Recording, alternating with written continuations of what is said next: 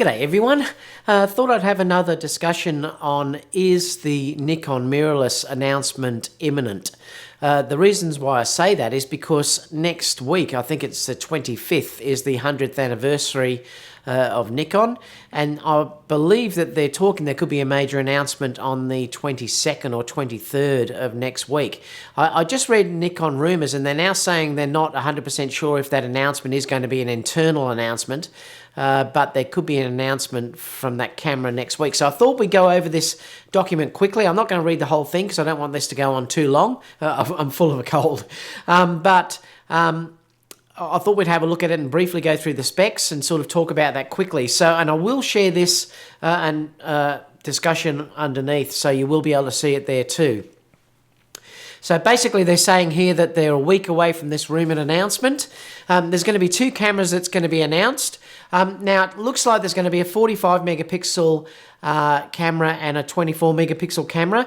According to all the rumours, there's going to be the 45 megapixel one is going to be announced first, and that's probably relating to the D850 that's out there, and that may be one of the reasons why you haven't been able to get a D850. Perhaps they've been holding that sensor back to also put into the mirrorless. Whether it's exactly the same as that or an updated version of that, we're going to have to wait and see, but it is an interesting thought that perhaps that's the reason why they couldn't just manufacture enough, that they've been holding that back.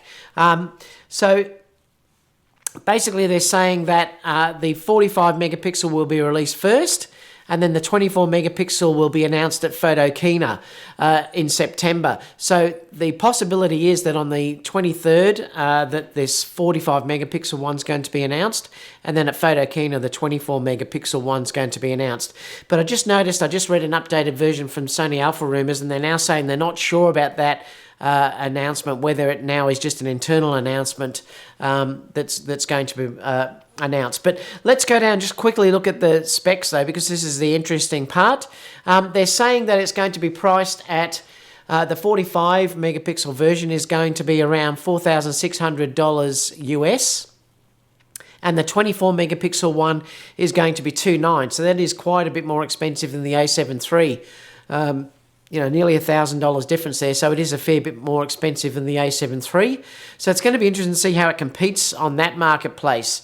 Because if you're dealing with $1,000, that's a really nice lens. So I'm not sure about how that pricing is going to affect it, and will that be also a problem, and would people still switch because they could save $1,000?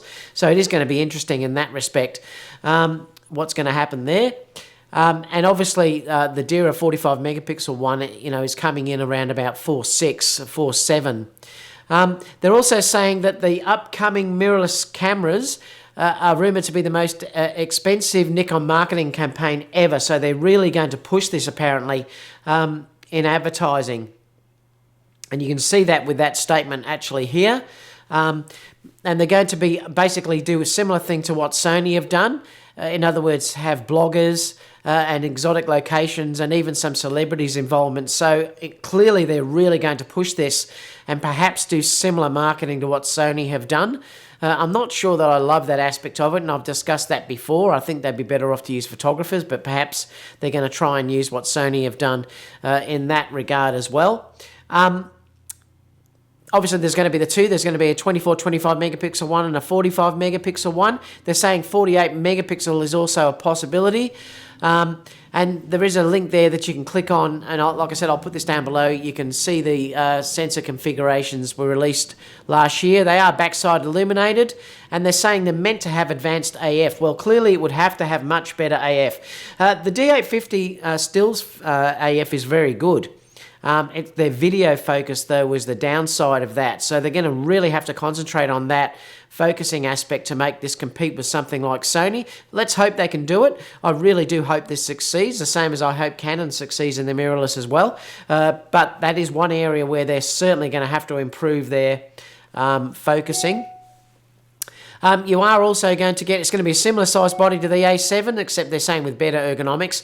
I did put a video up before that I think it's probably going to be similar to the way Fuji work with their bodies. Perhaps it'll have the analog dials and things like that, and I do love that aspect of it, so I do hope Nikon actually take that on.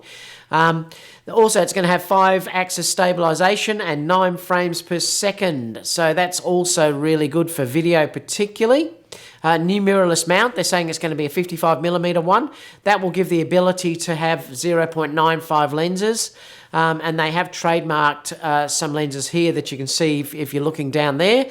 Memory cards, I think that's a bit of a worry. I really wish they just stuck with the straight SD cards. XQD and CF Express is going to be very expensive. And obviously they're going to follow the line of like the D5 series, which has the XQD cards. I did use that when I had the D4S when I used to shoot Nikon, but they are a lot more expensive, so it's a pity they haven't kept, you know, the standard type cards. I don't really think it was necessary to go to that more of a proprietary format. Yeah, a bit silly, I think, to be honest. But it's what I've heard. Pro grade is coming for the CF Express card as well, so obviously faster if you need it. I'm not sure these cameras are going to need that sort of performance though, but oh well. The EVF resolution is 3.6 megapixels. They're just saying they're not sure whether that's megapixels or million dots.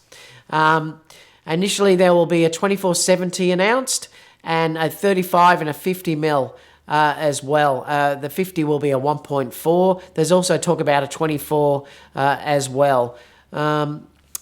Let's also go down and see if there's anything else. Over 400 AF points, not sure the exact number. It should be somewhere between 350 to 450, and it just says the AF is supposed to be very fast. The rear LCD is tiltable, just like the D850. And there is a second LCD screen on the top. Now, I've put a video about that before. If you go back down, you'll see I did a discussion about that video there in my other videos not long ago, similar to the Fuji XH1.